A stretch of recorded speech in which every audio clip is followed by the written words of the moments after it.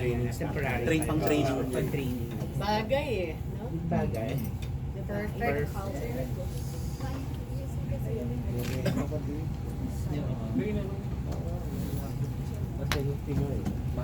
Ano sa palagay mo sa sarili mo dapat mong baguhin para sa character sa Penduko? About characterization, we're gonna be talking more, no? Because actually this is the first time nakita talaga kami. Physically met, first time. So we have a lot to discuss pa about yung itsura, the way he speaks, the culture, everything. But what, as Direk said, he's from Cebu, he's from Bisaya, so that's one thing na we can develop more.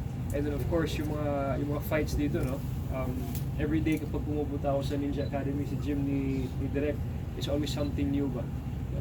His fighting style is very, very different, very beautiful when you watch it in TV, in the screen. So it's gonna be different, very different.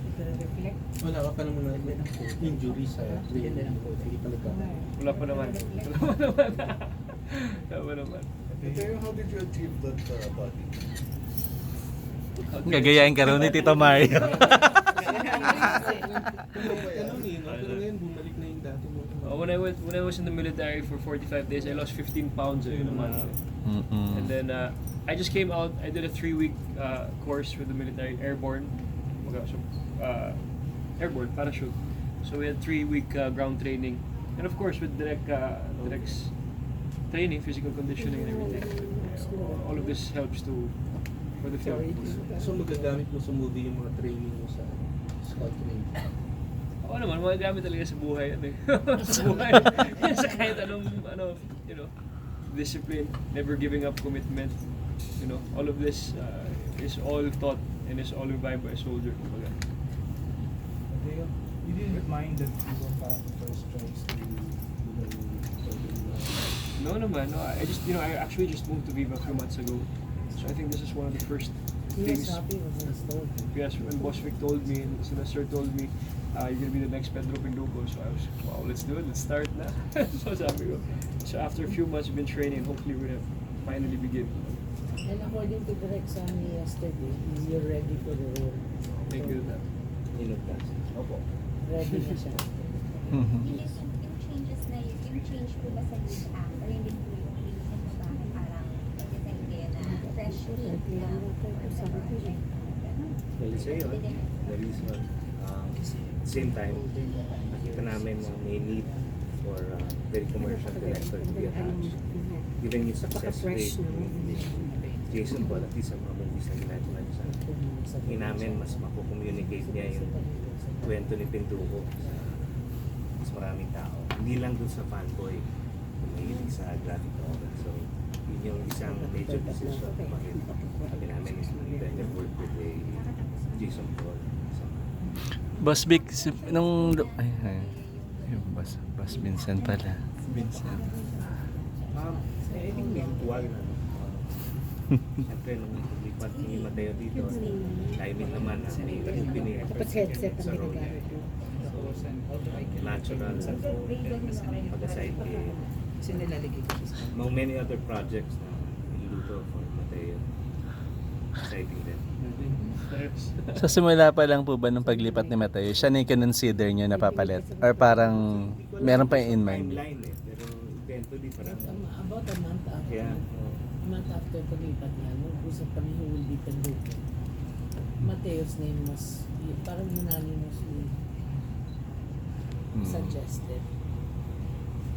Matteo, aside from mga physical aspects, what do you think yung mga qualities, traits that you share with Penduko?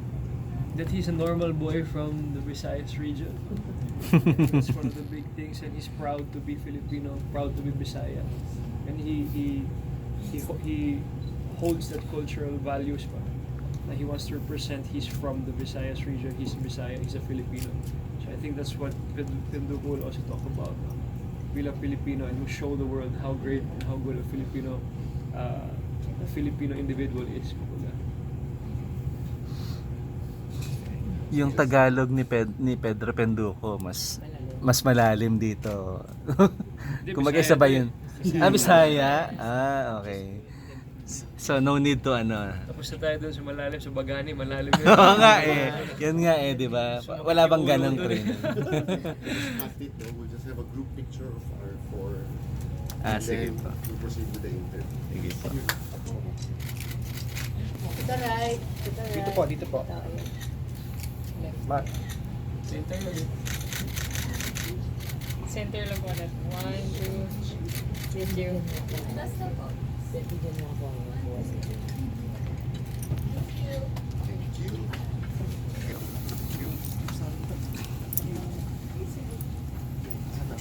Mat, dali sa pagkakas mo ba? Back dito rin Kailangan nyo na solo, Matteo.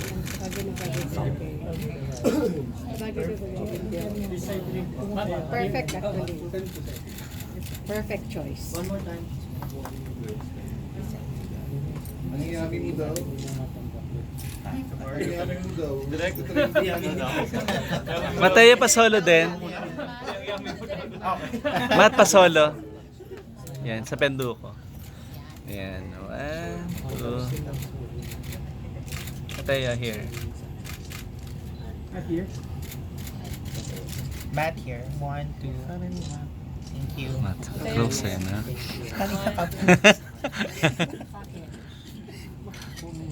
Mat here. Mateo. Mateo Penduko. Wait lang, one more. Mapa-schedule na lang. More or less, yes. More or less. It's okay. Mat, na-pressure ka ba nung in-offer sa'yo? Or parang, ano? Of course, the pressure ako. I think Pedro Penduko is a staple, you know, in Filipino. Philippine cinema, Philippine culture. But I trust the team I'm with, Viva, direct for a fight. So, sure it's gonna be a good ride. How close is your character dun sa mga previews kay Chano, kay Matt Evans? Or parang it is It'll be different? different. It'll be different. Like Direk said kanina, he wrote a totally different twist, a totally different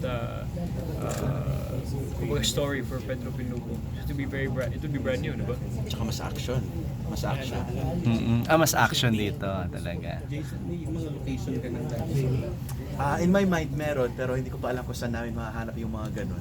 It's gonna be a blend of city, meron din mga pristine Out of nature. town din. Out of town definitely. Out of country, joke. Wow! Pwede kung saan kami makakita ng ganun na ilang shooting days mo plano? sana marami. Kasi madugo. Marami dapat siya. Oh, kasi ma-action to eh. No? Action, tsaka ayun nga, feeling ko kasi parang this is gonna be the start of a return to this kind of genre and I wanna do it right. Direct, may open ba yung timeline or may target na anong quarter next year? May deadline. Sa target next year lalabas. Mat, Yung Pag nag-start ka showing. sa tatlong May target play date na to. Wala pa naman, pero next year siya. Mat, anong reaction ni Sarah nung sinabi mo ikaw yung magiging Penduko? Masaya siya, masaya. Yun, masaya. Sabi niya kanina sa picture. Anong reaction sa picture mo na yan? Ano reaction? Ano sabi niya? Nung sinend ko yung picture, sabi niya, parang, ano? Wala, nakalimutan na niya. Na ayaw i-share? Ano yung reaction niya? Wala. Okay naman, masaya. Si R2 Nepomuceno, he shot my Esquire cover also. Okay. He shot it kanina, 30 minutes Saan? Studio? in his house. And then si David Milan, yung artistic director namin. David, would you say hi? Direct maunahan nyo pa yung Darna. Oo nga. Unahan mo pa yung Darna. Hindi ko pa alam ang timeline. Oo sila, 2013 pa yata yung inano eh. How do you prepare for that photo workout? I mean before the shoot. Wala naman, sir. Normal routine. No? Tanggal agad damit. Tanggal agad tasyo na yon. Wala nang mga... Siyempre, handa na tayo mag-shoot ng movie. Dapat ready na Ba't tayo. nakita na ito ni Sarah? Yun nga po eh. Pinadala daw. May na-consider na kayong main contract? Meron na po, pero we'll announce in time. Another press con daw. O yun, sabi ni Guru. Direct since na bago po yung total story of Buatan, Pedro Penduko, Paano po kayo nag-adjust kasi medyo short lang po yung period na prepare niyo po lahat? May ready na po ba kayo ahead of time po ba nalaman niyo? Wala talagang I started from scratch, from research, from checking out the past versions of Penduko. Ano lang, araw-araw lang talaga ako nagtatrabaho. Since wala naman na akong sinushoot after Just a Stranger, di ba?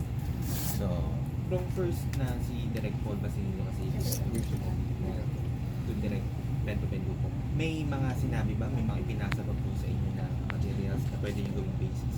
hiningi ko rin yung mga dating ginawa nilang novels, pero kasi, ayun nga, parang, meron akong ibang na-envision for it, tsaka iba pa yung cast when they were doing it, iba naman yung ngayon. So, I think it's wise na to start from scratch. Bilang director po, parang syempre nalina po tayo sa mga drama, yung parang kakaiba po to sa mga ginagawa niyo. Paano po yung adjustment mo bilang director? I really have to iba yung approach kasi, 'di ba, iba yung approach kasi pag romance, of course, focus ka dun sa chemistry ng dalawang actors. Ito mas yung physical aspect ng movie, yung technical aspect. So it's really a shift of mindset na I'm very well aware na kailangan akong mag-shift ng mindset para magawa. So ganun lang naman, shift of mindset. Tsaka if you follow my filmography, although marami akong nagawa romance, I also do other things. So, hindi mahirap sa akin na magpaiba-iba ng genre.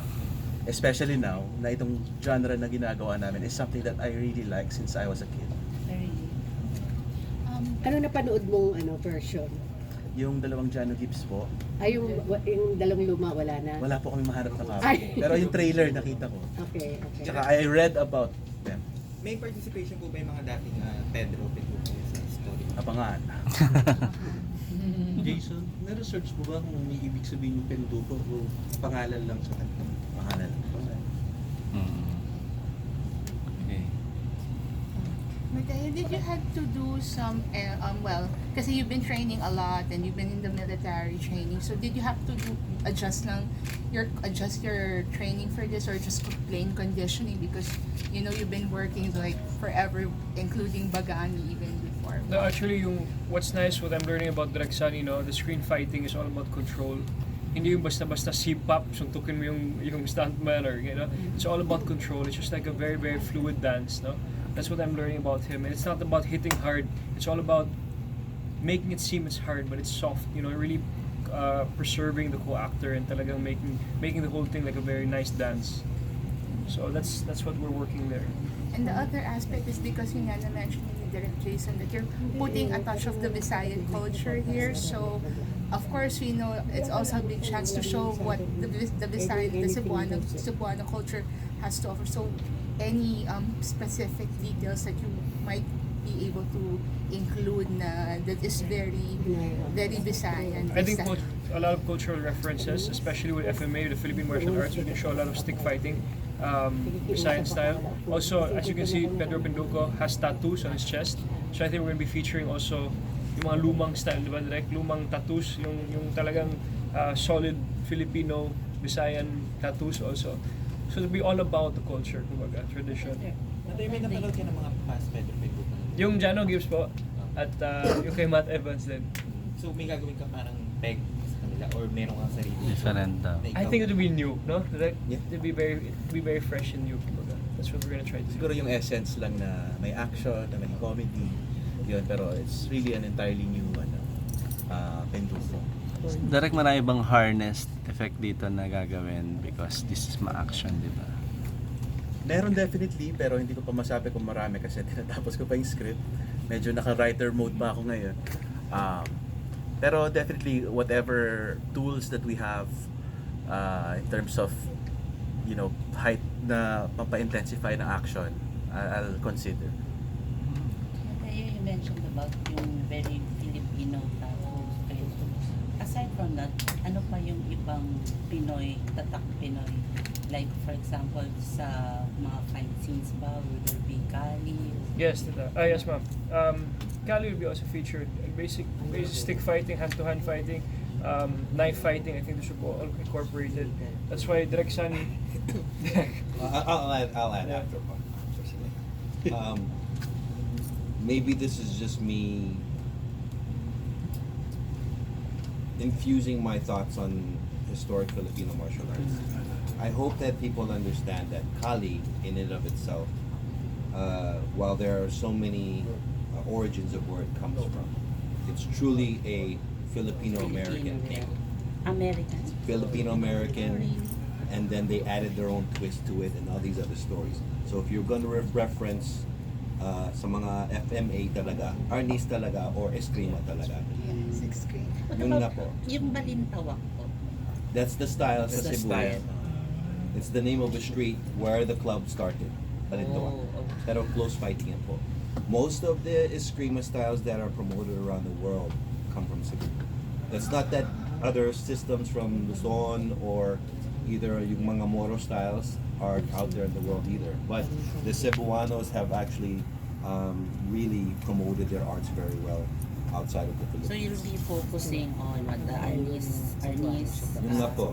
Yun nga po. I mean, And the dagger. I have no problem with people using the term Kali as a reference to say that it's separate from maybe some Spanish influence instead of saying Arnis or Eskrima. No problem in saying that po.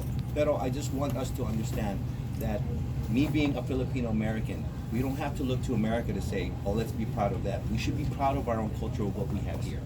Yun lang po. That's just my speech. So far, Direk, isa yun sa difference nung Penduko ni Matt from the other Pendukos before. Opo, kasi Use of parang, ano. if I'm not mistaken, correct me if I'm wrong, yung mga past Penduko, more of general fighting, walang Filipino. Specific, Exactly. diba? So I really specifically requested na gano'n ang iba training kay Matteo para mag-drive nga siya dun sa vision ko At for lumutang. Penduko as a platform to promote a lot of Filipino things, including Arnis. So, The Arnis, Eskrima.